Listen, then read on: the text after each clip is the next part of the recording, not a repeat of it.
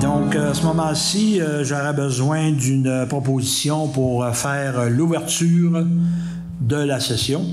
Proposée par M. Yvan Côté, appuyé de M. Carl Brassard. Au point 2, lecture et adoption de l'ordre du jour. Je vais demander à Mme Boudreau de nous en faire la lecture, s'il vous plaît. Oui. Alors, au point 1, ouverture de la séance. Point 2, lecture et adoption de l'ordre du jour. Point 3, sujet à l'ordre du jour. 3.1, assemblée publique de consultation pour la présentation des règlements d'urbanisme numéro 23-411 et 23-412. 3.2, adoption du deuxième projet de règlement numéro 23-411, modifiant le règlement de zonage numéro 19-353 relativement à la création de la zone AF101, à même la zone AF82, située en bordure de la route nationale 170 du côté est du périmètre urbain principal.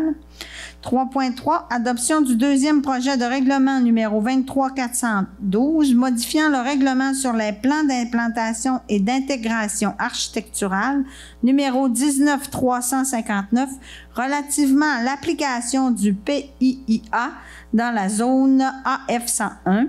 4, période de questions. 5, fermeture de la séance. Merci, Mme Boudreau. Donc, un proposeur, un secondeur pour l'adoption de l'ordre du jour, proposé par M. Daniel Boudreau, appuyé de M. Claude Bouchard. Merci. 3.1, comme mentionné, ce soir, c'est une assemblée publique de consultation pour la présentation des règlements d'urbanisme numéro 23-411 et 23-412. Et à cet effet, je vais passer la parole à notre inspectrice municipale, Mme Valérie Gagné, qui va vous faire la présentation sur les règlements qu'on s'apprête à adopter. Madame Gagné, à vous la parole. Merci, Monsieur le maire. Donc, c'est ça. Je suis ici pour vous présenter le règlement sur les plans d'implantation et d'intégration architecturale. Le règlement numéro 19-359 relativement à l'application du PIA dans les zones AF101. PIA, c'est une abréviation là, pour plan d'implantation et intégration architecturale. C'est plus ça qu'on va employer là, pendant la présentation. Projet de règlement, on a deux projets de règlement, le 23-411 modifiant le règlement de zonage et le 23-412 modifiant le règlement sur les PIA. Donc, si on commence avec la définition pour savoir de quoi on parle, un PIA, un plan d'intégration et d'implantation architecturale. Les PIA sont des mesures d'évaluation qualitative d'un projet afin d'assurer les qualités d'implantation et d'intégration architecturale dans certaines zones du village, comme par exemple des revêtements extérieurs, des pentes de toit, des couleurs de revêtements, des types de fenêtres. Dans le PIA qu'on va parler ce soir, il va y avoir aussi le milieu naturel qui est protégé. On évite de couper des arbres, la couverture des sols et tout ça. Donc, je vais tout vous présenter ça. Les constructions qui sont dans une zone possédant un PIA doivent être soumises au comité d'urbanisme pour ensuite être acceptées par le conseil municipal. Les PIA sur le territoire actuel, on en a 4, on va en avoir 5 avec le nouveau. On a Faubourg du Fjord, qui est rue de l'Hermine et de la Providence, qui est la rue en face du quai. Patrimonial, c'est de la Pointe jusqu'à l'église. Valence, c'est la rue Elmina-Lavoie et Édouard Moreau dans le secteur du Mont-Édouard. Le Mont-Édouard, c'est plus Vébron, Rouvray. Et on va avoir le nouveau PIA qui va s'appeler le domaine Le Montagnard. La procédure d'une demande quand on est dans un PIA, c'est celle-ci. La première étape, c'est le dépôt de la demande de permis quand on se fait une construction neuve. La deuxième étape, l'analyse de la demande par un inspecteur. On va voir si la demande qu'on a reçue est située dans un PIA ou non. Si elle n'est pas dans un PIA, on peut émettre le permis selon le règlement de zonage. Si elle est dans un PIA, ben là, on va analyser le règlement sur les PIA parce que chaque PIA a ses propres critères. Donc, on va analyser la construction par rapport à son PIA. Ensuite, on présente la demande au conseil d'urbanisme, au comité d'urbanisme, la présentation au conseil municipal ensuite, la transmission de la résolution du conseil au demandeur, le traitement de la demande de permis ou de certificat par un inspecteur. Donc, si le conseil recommande d'accepter la construction, alors là, moi, je peux délivrer le permis là, selon le règlement de zonage. Ce que l'on veut éviter avec un PIA, c'est ce genre de de construction de ce secteur-là. Dans le fond, ce qu'on voit ici, c'est une maison super champêtre, limite patrimoniale, à côté d'un bâtiment vraiment moderne. Toit plat et tout, beaucoup plus haut aussi, un peu plus avancé que l'autre maison par rapport à la rue. Ça vient un peu... bref, ça ne fait pas des secteurs qui sont harmonieux. Là, c'est ça qu'on fait éviter avec la création du PIA. Donc, le règlement numéro 23-411 modifiant le règlement de zonage relativement à la création de la zone AF 101 à même la zone AF 82 en bordure de la route 170 du côté est du périmètre urbain principal. Modification de l'annexe C, cahier de spécifications. La nouvelle grille la nouvelle zone AF 101 est ajoutée à la grille avec les normes habituelles correspondant à l'affectation dominante agroforestière et en privilégiant les usages compatibles avec l'usage résidentiel de faible densité s'intégrant à un milieu naturel. Donc ici, on a la grille. On vient ajouter là, la zone AF 101, c'est la zone qui est en jaune. Ça, c'est la grille que je me sers quand j'ai des demandes de permis. Je fais point par point. S'il n'y a pas de point, admettons, je ne sais pas moi, à unifamilial, à logement 3 à 6 logements maximum, il n'y a pas de point, ça veut dire que ce n'est pas autorisé dans le secteur.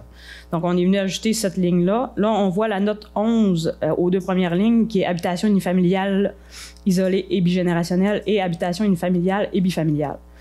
Dans la note 11, qui est au début du cahier de spécification, c'est marqué les usages appartenant aux classes correspondantes dans la grille sont autorisés aux conditions suivantes. Dans la classe d'usage HB, seules les habitations bifamiliales isolées sont autorisées. L'habitation de classe HA ou HB est située en bordure d'un chemin entretenu à l'année. Donc, ce qui va être le cas, là, le chemin va être entretenu à l'année.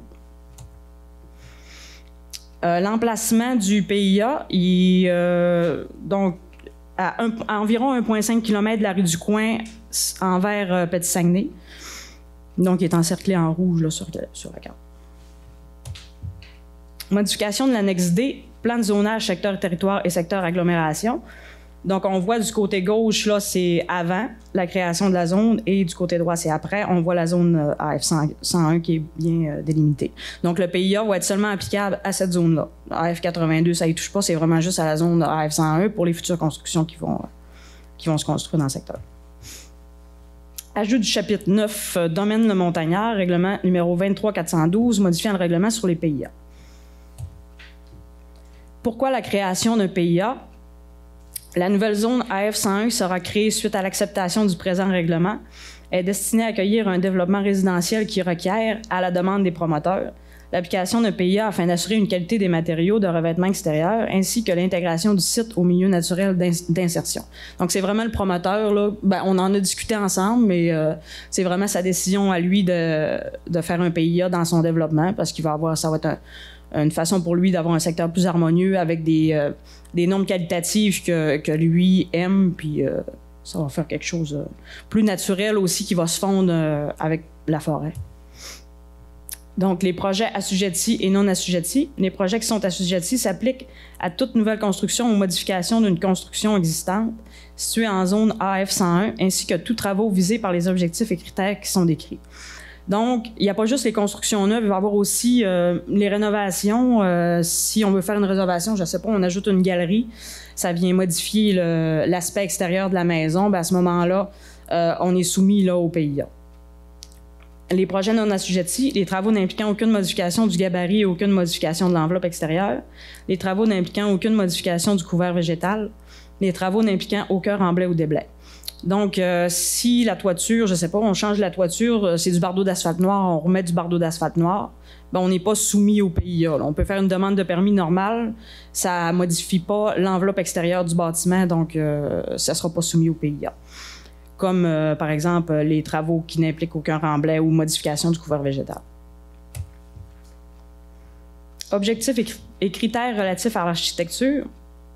Donc, l'objectif ici, c'est de s'assurer que les nouveaux bâtiments ou les modifications proposées aux bâtiments existants utilisent des matériaux de recouvrement extérieur de qualité qui s'intègrent de façon harmonieuse entre eux. Les critères. Les critères qui suivent servent à évaluer l'atteinte des objectifs. Donc, on va voir plusieurs critères par rapport à l'architecture. On va les analyser, puis à la fin de ces analyses-là, on va aller voir si on répond à l'objectif d'en haut là, que je viens de vous lire. Les critères relatifs aux matériaux. Un maximum de 3 matériaux différents est autorisé. Matériaux nobles sont à privilégier, donc le bois de type Maybec ou autre, le fibrociment, la brique, pierre naturelle ou préfabriquée. Les revêtements métalliques de type Ideal Roofing sur une superficie ne dépensant pas 33 % de la superficie pour chacun des murs extérieurs. Donc, Ideal Roofing, là, c'est une marque de revêtement métallique. Dans le fond, on propose de s'agencer avec cette marque-là, quelque chose qui se ressemble. La photo, on voit, dans le fond, c'est un revêtement là, de type Ideal Roofing. C'est vraiment, ça ressemble beaucoup au bois, là, visuellement parlant. Matériaux prohibés. La pose du revêtement extérieur en diagonale, le déclin de vinyle ou de PVC. Donc, c'est prohibé. C'est sûr que ça reste quand même un règlement qui est discrétionnaire. On n'est pas obligé de l'appliquer à 100% tel quel.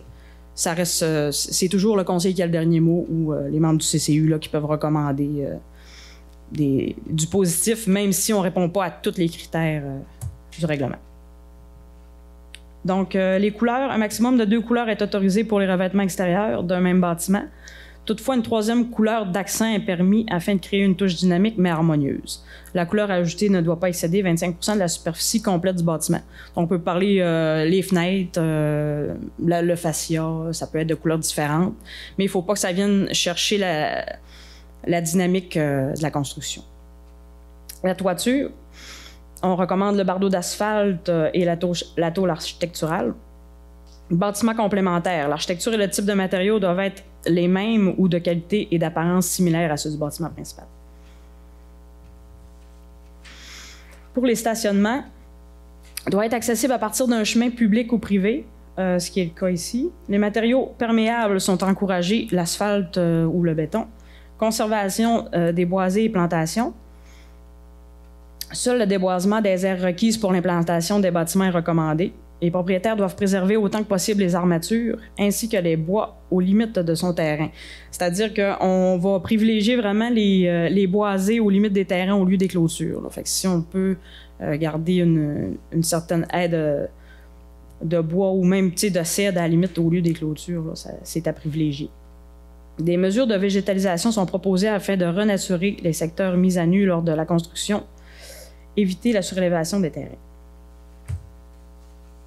Les critères de drainage, ce qui va être de plus en plus important là, avec les pluies qu'on a maintenant, ça va être quelque chose qu'on va mettre de l'avant plus quand il va y avoir des constructions. On va prendre le temps d'analyser le drainage parce que c'est pas quelque chose qu'on a tendance à mettre d'emphase dessus parce que c'est pas quelque chose qui est concret. Mais là, on le spécifie, donc c'est une bonne chose. Là. Ici, on parle de la conservation des patrons de drainage naturel privilégiés, réduire les problèmes de ruissellement et d'érosion lors de la construction. La création de bassins de rétention de sédimentation est recommandée. C'est comme la photo que j'ai mise, c'en est un bassin de rétention. Aménagement des terrains.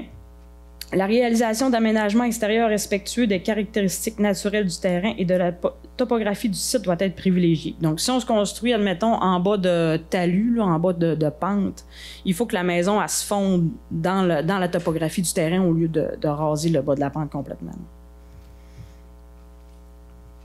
Les critères relatifs à l'éclairage. L'éclairage met en valeur le bâtiment et s'harmonise avec les aménagements paysagers et milieux environnants. L'éclairage est d'ambiance et à faible intensité afin de protéger les ciels étoilés. Faisceau lumineux restreint ne doit pas dépasser les lignes du terrain. Donc, comme on peut voir, c'est vraiment le côté naturel qui est préservé à 100%. Là. Même au niveau des marges, on parle de 10 mètres de marge avant, comme au lieu de 6 mètres normalement dans le village. Donc, c'est vraiment des maisons qui vont être éloignées dans le bois là, avec un milieu naturel. Modification du chapitre 9. Décalage du numéro de chapitre pour le dernier chapitre des dispositions transitoires et finales, qui deviendra le chapitre 10, suite à l'ajout du nouveau chapitre 9 du domaine des montagnards. Période de questions. Merci, Mme Gagné. Moi, j'avais une question. On parlait du PIA tout à l'heure, qui est déterminé à la demande du propriétaire. Est-ce que nous, la municipalité, on pourrait implanter un PIA, décider d'un PIA par nous autres mêmes? Ben, moi, je pense que c'est en discussion avec le promoteur que ça se passe. Je pense pas qu'on puisse imposer un PIA. puisque c'est le développement, à moins que ce soit un terrain municipal ou un développement municipal, mais non, je pense que c'est vraiment avec le promoteur qu'on discute, parce que nous, c'est la municipalité qui l'a suggéré, parce qu'on n'avait pas de plan d'aménagement d'ensemble à lui proposer, parce que notre règlement n'était pas assez complet. D'ailleurs, on va le travailler là, avec Julie Simard dans les prochains mois. Fait qu'on a proposé le PIA pour avoir un certain contrôle, puis il était vraiment satisfait, puis c'est vraiment lui qui l'a monté là, au complet avec notre urbaniste Julie Simard qui a écrit le règlement. OK, parfait, merci. Est-ce qu'on avait des questions du public sur Facebook? Non? Donc, merci. On serait rendu au point 3.2. Donc, adoption du deuxième projet de règlement numéro 23411, modifiant le règlement de zonage numéro 19353, relativement à la création de la zone AF 101, à même la zone AF 82, située en bordure de la route nationale 170, du côté est du périmètre urbain principal. Madame Boudreau. Oui, ça prend... c'est comme Valérie l'a expliqué. Là, il faut adopter le deuxième projet de règlement. Alors, ça prend un proposeur et un secondaire. Donc, on a fait l'avis de motion, on a fait un première adoption de projet. Maintenant, on l'adopte le deuxième projet de règlement.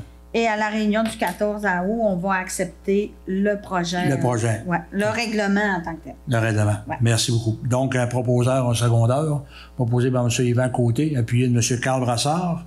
Merci.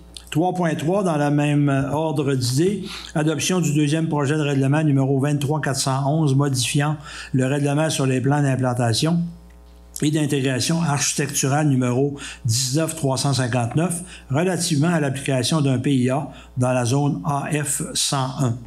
Donc, même procédure. Donc, un proposeur secondaire, proposé par M. Daniel Boudreau, appuyé de M. Claude Bouchard. Merci. C'est le règlement 23412.